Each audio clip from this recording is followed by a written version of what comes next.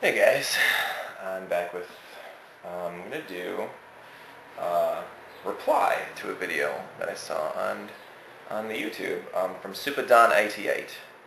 He did a video about discussing nostalgia versus first impressions in retro gaming. And I guess the best way to do that is to kind of explain to you what it was like for me growing up playing video games. Um, I wasn't, I didn't grow up in like a poor family, but we were middle class and we didn't have everything.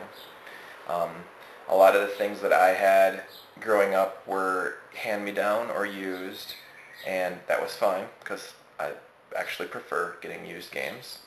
Um, um, or else not quite the mainstream. Like when I was born in '79, and my first video game system ever came in 1984. I got a Tandy Color Computer 2.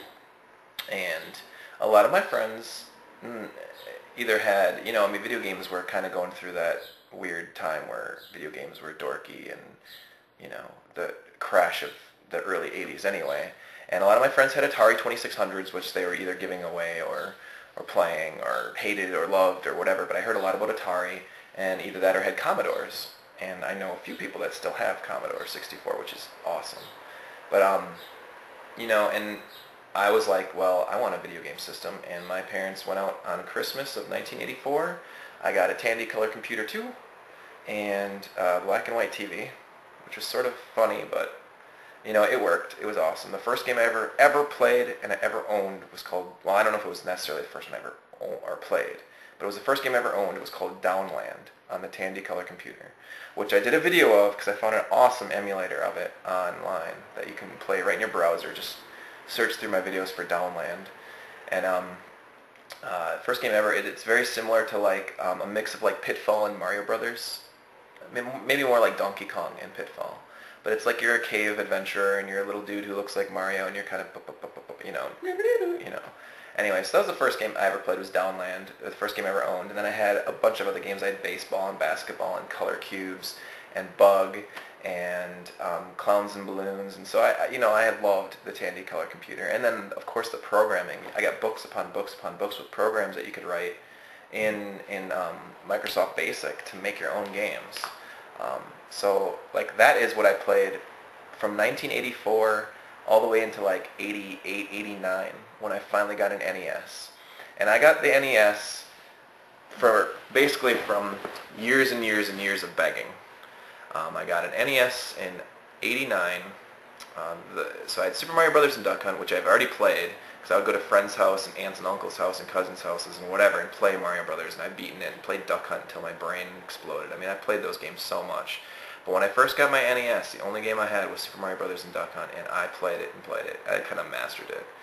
And then, so, Mario, of course, has a soft spot in my heart, and I can go back and play through it, and I think it's awesome. And the same thing with Tandy. I can play all those games on the web browser emulator, and those seem really fun. But I do notice a difference when, say there's an NES game that I never played before, and people are like, well, this is really, really great. Like, for instance, me growing up, my parents loved to bargain shop, and I'm a bargain shopper too. So when my birthday would come around or Christmas would come around, my parents would be like, well, Josh is always talking about video games, so he wants a new video game. And say the hottest video game of '88 was like Mega Man 2, or '89 was Mega Man 3, or whatever, the new Ninja Turtles games, the Mega Man games, Castlevania, stuff like that. I never got those for Christmas or for my birthday. I would get the stuff that was, on clearance. Like, that's how I got River City Ransom.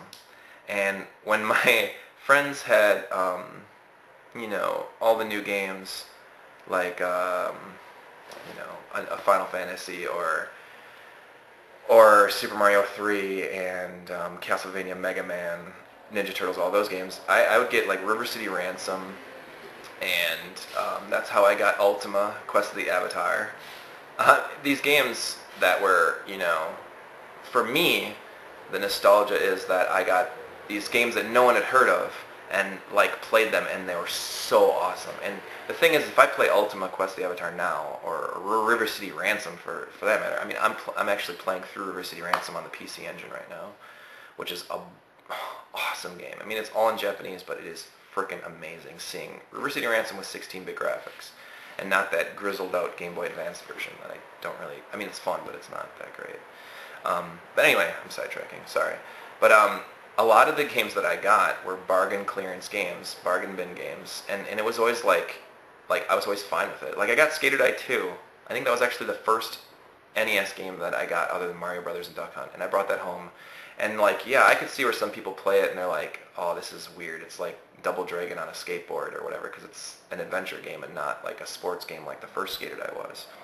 But that first the ramp on Skater Die 2 is still fun to play today. And I've introduced it to people that have never played Skater Die 2 before, and they're like, this is excellent. This is really, really cool. And it's like, great. I'm so happy to hear that.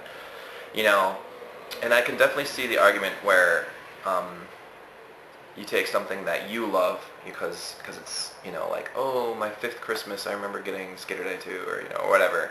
And somebody else will try it and they'll be like, yeah, it's okay. And then you're like, oh, how could you not just love this game? Because you have a special bond with it and you've like made close ties with it.